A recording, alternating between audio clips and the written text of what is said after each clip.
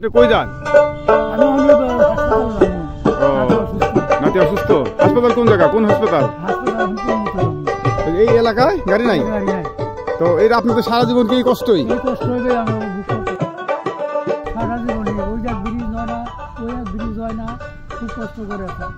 আশুলিয়ার কন্ডা মাইজাইল ধামসোনা উন্নয়নের অভাবে বঞ্চিত জনপদ। আশুলিয়ার কন্ডা মাইজাইল ধামসোনা এলাকা স্বাধীনতার 52 বছর পরও যোগাযোগ ব্যবস্থার দুর্ভোগে জর্জরিত। এই এলাকার মানুষের দৈনন্দিন জীবন যুদ্ধের মতো। সামান্য দূরত্বে অবস্থিত ইপিজেড আশুলিয়া থানা এলাকা বা নবীনগরের অভাবনীয় উন্নয়ন আর ধামসোনার দুর্দশার মধ্যে তুলনা করে চোখে জল আসে। তারপরে পুরো রাস্তা কত রাস্তা হেঁটে যেতে হবে? কয় মাইল হইতে পারে? কয় কিলো? 2-2.5 কিলো। তো আপনাদের রাস্তার এই হাল, তো এর কোনো ব্যবস্থা হয় না? এর ব্যবস্থা হয় না, আমরা কেমনে করব? এর ব্যবস্থা চেয়ারম্যানরা করবে। আপনি বাড়ি কি এখানেই না শ্বশুর বাড়ি? শ্বশুর বাড়ি ধামসোনা এলাকায়, বাপের বাড়ির কাছাকাছি। তার মানে আপনি বিয়ে হয়েছে এই রাস্তাঘাট নাই এরকম এলাকায়? ধামসোনার মানুষদের সাথে কথা বলে জানা গেছে তাদের সবচেয়ে বড় সমস্যা হলো যোগাযোগ ব্যবস্থার অভাব। এটা হলো কন্ডা ব্রিজ। আচ্ছা আচ্ছা, এই যে পাশে আরেকটা আছে, এটা এই ব্রিজ না? কন্ডা সংলগ্ন এটা, আর ওই যে সুগন্ধি ব্রিজ, এটা হলো কন্ডা। ওই যে ওই দিকে আগা ওটা সুগন্ধি ব্রিজ না, ওটা ধামসোনা বাজার। ওটা ধামসোনা বাজারের ব্রিজ। ধামসোনা বাজার মানে এই নদী দিয়ে আরেকটা আগে যেতে হয় না? আর এই যে পাশে একটা ব্রিজ দেখা যায়, এই ব্রিজটা কোনটা ব্রিজ? আপনাদের বাড়ি কোথায়? ধামসোনা। যাচ্ছেন কোথায়? আপনাদের যাতায়াত ব্যবস্থা কি?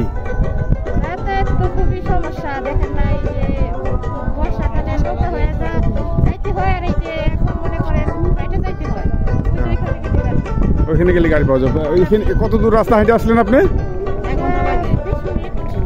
20 মিনিট, মানে 2 কিলো? 2 কিলো মতো। কোনো কাজে যেতে হলে তাদের 3 থেকে 4 কিলোমিটার পায়ে হেঁটে যেতে হয়। এই দূরত্ব অতিক্রম করতে গিয়ে অনেক সময় এবং শক্তি নষ্ট হয়, ফলে তাদের দৈনন্দিন কাজকর্ম ব্যাহত হয় এবং জীবনযাত্রার মান কমে যায়। পথচারী নারী পুরুষরাও একই কথা বলে, সকলেই যোগাযোগ ব্যবস্থার অভাবে হতাশ। তাহলে আপনাদের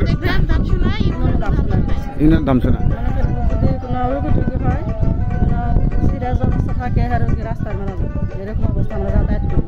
এই অবস্থাটা কতদিন যাবত?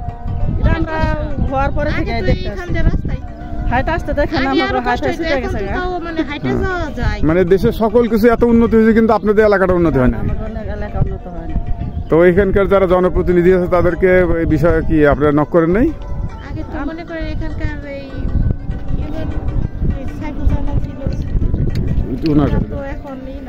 এতদিন আগে তো এখানে আরো চিকন রাস্তা ছিল, এখন তো ওই যে মাটি ফেলায় মনে করেন যে রাস্তা করছে, এখন তো হাইটে আসা যায় বা ভ্যান গাড়ি যাইতে পারে। আগে আরো সমস্যা ছিল। এই কাজটা কে করছে? এখানে সর্বপ্রথম করছিল আব্দুল গফুর চেয়ারম্যান, তারপরে আসছিল ওই যে সাইফুল সাহেব, তারপরে এখন তো আর কেউ নাই। আচ্ছা, এখন আর কেউ নাই। 5 মাস ধরে গন্ডগোল হচ্ছে না, তারপরে একটা সঠিক রাস্তা আসতে গেলে মনে করেন সময় লাগবে। বর্ষাকালে তো মনে করেন এই তা আপনাদের আসলে এই বিষয়ে বক্তব্য কি আছে, মানে কি চান, কি আশা করেন? আশা করি এই রাস্তাটা যদি করে দিত তাহলে সবার জন্য, এলাকাবাসী সবার জন্য ভালো হইতো। কারণ এই একটা মনে করেন যে কোনো ইমার্জেন্সিতে কোনো যাতায়াত ব্যবস্থা নাই, যাইলে ওই যে ওই দিক দিয়ে জিরানিতে বাজার দিয়ে ওই দিক দিয়ে ঘুরে যাইতে হয়, অনেক সমস্যা। ওইদিকে রাস্তা কেমন? ওইদিকে বাজার থেকে গোহালবাড়ি হয়ে রাস্তা আছে ঠিকই, কিন্তু অনেক সমস্যা,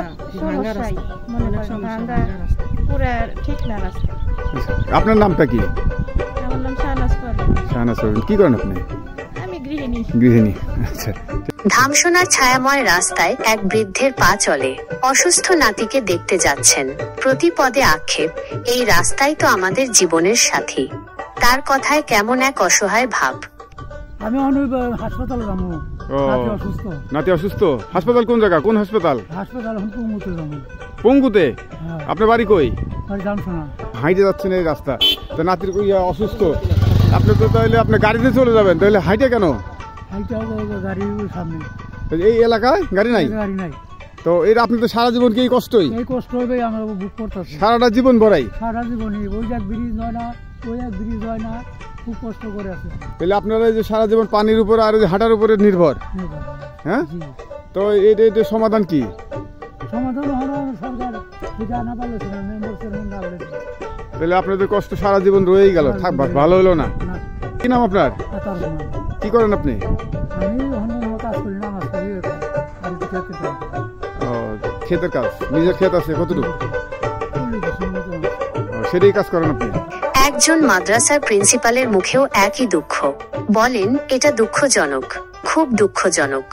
আলহামদুলিল্লাহ আমাদের এই ইপিজেড এলাকার ওই দিকটা রাস্তাঘাট এবং জীবনযাত্রার মান যে পরিমাণ উন্নত হয়েছে, তবে এখান থেকে এত নিকটবর্তী জায়গায়, হ্যাঁ, এত অল্প জায়গার মধ্যে এদিকে অতটা উন্নতি আমরা এখনো হয়নি বা আমরা এই সুযোগ সুবিধাটা পাচ্ছি না। তো এখন যে ব্রিজের উপর দাঁড়িয়েছে, এই ব্রিজের সামনে কাঁচা রাস্তাগুলো, এগুলোও তো এতদিন ছিল না, এই গত বছর বা 1-2 বছর আগে হয়েছে।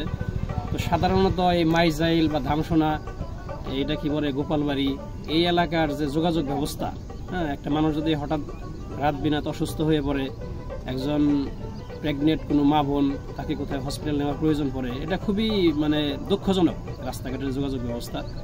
তো আমি এতটুকু অনুরোধ করব যে এলাকার দায়িত্বশীল যারা আছেন ওনারা অন্তত পক্ষে যেন আমাদের এই যোগাযোগ ব্যবস্থার দিকে একটু নজর দেন, সুনজর দেন, হ্যাঁ, যে আমরা অন্তত পক্ষে যেন আমাদের সুবিধা অসুবিধার মধ্যে আমরা একটু ভালো যোগাযোগ ব্যবস্থা পাই, আমরা স্বাচ্ছন্দ্য বোধ করতে পারি চলাফেরার ক্ষেত্রে। যারা এখানে ব্যবসা বাণিজ্য করেন, আমি ব্যক্তিগতভাবে অনেককে চিনি যাদের বাড়ি এখানে, হ্যাঁ, ধামসোনায়, কিন্তু এরা দোকানপাট করেন, ব্যবসা বাণিজ্য করেন, চাকরি করেন, এরা খুবই একটা অসুবিধায় পড়তে হয়, আরও চরম দুর্ভোগে পড়েন এই বর্ষাকালে।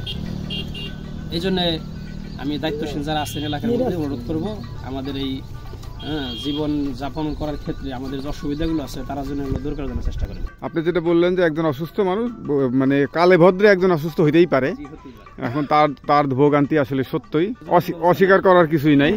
কিন্তু যারা প্রতিনিয়ত চলাফেরা করে, যেমন একজন স্টুডেন্ট, স্কুল হয়তো আশেপাশে আছে কিন্তু কলেজে যখন যায়, হ্যাঁ, প্রতিনিয়ত সে এই দুর্ভোগ পোহায়, তার জন্য আপনি কি অনুভূতি? তাদের জন্য আমার খুব মানে এটা দুঃখজনক, সব কথার এক কথা যে কষ্টদায়ক, হ্যাঁ।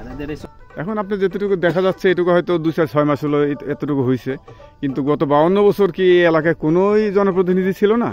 তাদের কি কখনোই নজরে পড়ে না এইগুলা? কথা বললে এটাই বোঝা যায় জনপ্রতিনিধি যারা ছিলেন আগেও অনেক চিন্তা ভাবনা করছেন, এখানে ব্রিজ করার চিন্তা ভাবনা করছেন, হ্যাঁ, বড় রাস্তা করার চিন্তা ভাবনা করছেন, কিন্তু এটা বাস্তবায়ন হয় না, বাস্তবের মুখ আমরা দেখি না আর কি। আচ্ছা, এখন যারা দায়িত্বে আছেন আশা করবো তারা যেন আমাদের এদিকে একটু সুনজর দেয়। আচ্ছা, তো বিকেলবেলা আমরা বিভিন্ন সময় একটু বাইরে বের হই একটু ভালো লাগার জন্য। সাধারণত আমরা ইপিজেড এলাকায় যারা এদিকে থাকি, শ্রীপুর ইপিজেড, ভালো লাগার জন্য আমরা একটু ফ্রি জায়গা হিসেবে আপনার এই কন্ডা, সুগন্ধি কিংবা ধামসোনার এই দিকে একটু আসি। তো আজকেও আসতেছিলাম এখানে, এইমাত্র আতিয়ারুল ইসলাম ভাই গ্রামীণ টিভি থেকে আসছেন, ভাইজানের সাথে দেখা হলো, সাক্ষাৎ হলো। তো উনি যে অসুবিধা ফেস করছেন এখানে আজকে আসার পর, আমরা এই অসুবিধাটা সারা বছরই ফেস করতেছি। যদি এদিকেও রাস্তাঘাট থাকতো, উন্নত থাকতো, তাহলে কি আপনি এদিকে ঘুরতে, এই মাইন্ড ফ্রেশনেসের জন্য এদিকে আসতেন কিনা? প্রকৃতি কিন্তু এরকম থাকতো, নির্মল প্রকৃতি থাকতো, এই যে নির্মল পরিবেশ, এটা তো পেতাম না। এটা হয়তো বা এখানে না থাকলেও 1-2 কিলো দেশে দিকে থাকতোই, কিন্তু এই পরিবেশটা পাওয়ার জন্য তো উপযুক্ত রাস্তাঘাট আমাদের নাই।